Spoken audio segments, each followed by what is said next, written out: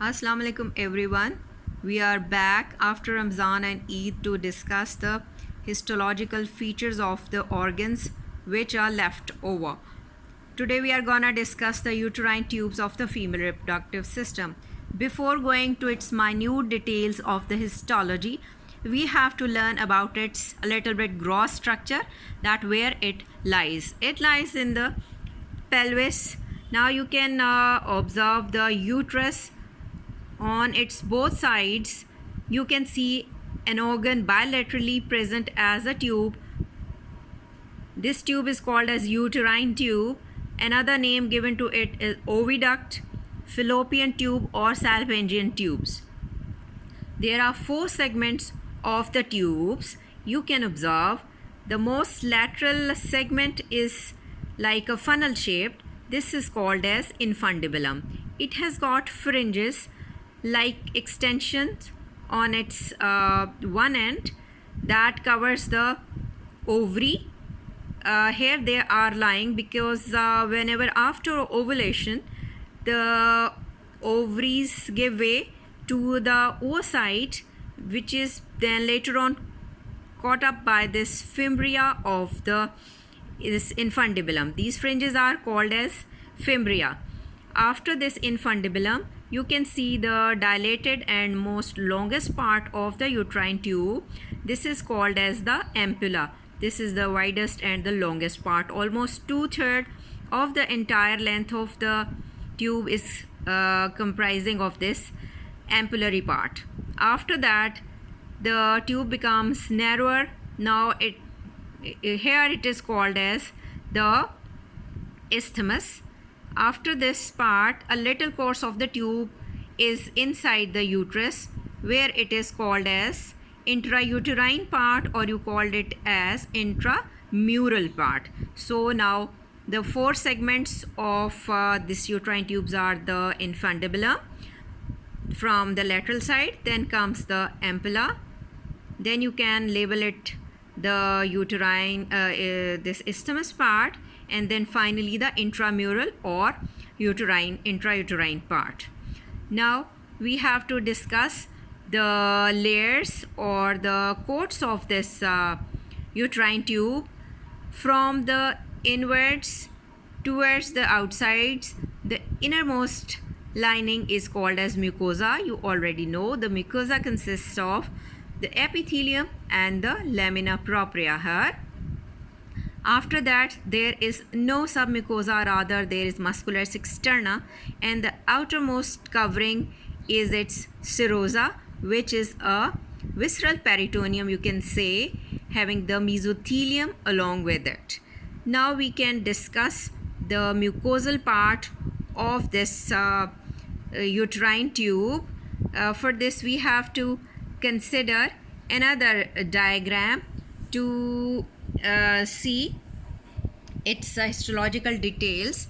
The mucosa, this whole mucosa is thrown into various branching pattern and various foldings you can see, and the innermost lining, the dark lining you can see, is the epithelium here.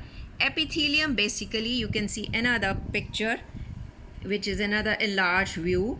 It consists of the simple columnar epithelium here. This simple columnar epithelium shows 2 types of cells.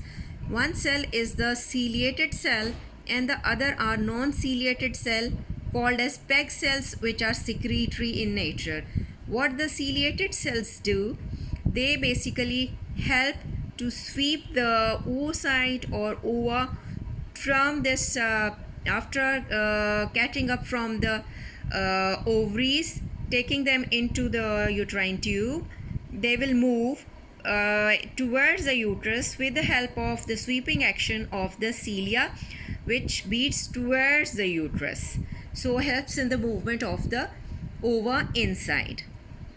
And these the PEG cells, which are non-ciliated but are secretory in nature. They secrete the glycoprotein nature secretion, a mucus film that basically covers the epithelium, and it gives a nutritive value to the ova inside. And these two cells also show the cyclic changes during ovarian cycle. The ciliated cells, the cilia grows under the influence of the estrogen, and this PEG cells, they grow under the influence of the progesterone during the follicular and this luteal or other proliferative and the luteal phases. Now we have to concentrate again on the picture. You can observe the labeling. This is the infundibulum in a cut section view. Now you can see this as an ampulla. Now the green color is shown with the help of this the isthmus is being shown. Then there is a purplish color, the uterine part or the intramural part of the uterine tube is shown. Now what is going to happen? Usually the fertilization takes place in the ampulla. Here ova is approached by the spermatozoa, and the major events of fertilization by the union of the female and male gametes occur in this ampulla.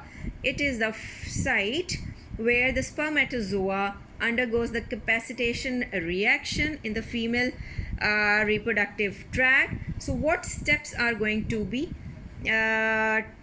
taking place? First of all, when the spermatozoa come across with the cell of the corona radiata, if you recall, the ovaries topic and the corona radiata of the primary follicles, they can come across the acrosomal reaction in which hyaluronidase is released by exocytosis, and the specific proteins on the sperm surface basically binds the receptors and causes the activation of the acrosine protease. What it does, it degrades the zona pellucida, another layer around, if you recall, the primary, secondary, primordial and all the follicles detail.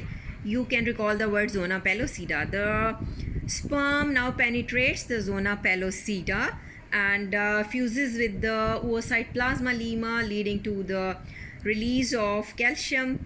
It triggers it out by exocytosis. Then the cortical reaction quickly takes place. What it is, it's basically like a wave that comes across or cover the entire surface of the oocyte, and the protease is basically converting that zona pellucida into impenetrable perivitelline barrier. Why it is happening? That basically blocks the polyspermy. Only one sperm reaches to fertilize the oocyte, and rest of them are blocked to avoid the polyspermy. Now what is going to happen? The nucleus of the secondary oocyte completes its meiosis II and producing a secondary or second polar body, and a female pronucleus with a haploid ovum is there. It has to fuse with the male pronucleus, which also undergoes decondensation, and they form now a new diploid cell called the zygote by the fusion of the two pronuclei. This is the major scheme of events that takes place in the fertilization, which commonly occurs in this ampullary region. A question can be asked, why fertilization commonly occurs in ampulla and not in the other parts? We can answer it by telling that it is the most longest and dilated part, that it allows more time for the spermatozoa to stay here, and inside there is numerous branching and folding of the mucosa that provides a favorable environment for the fertilization to take place. That's all about today's topic.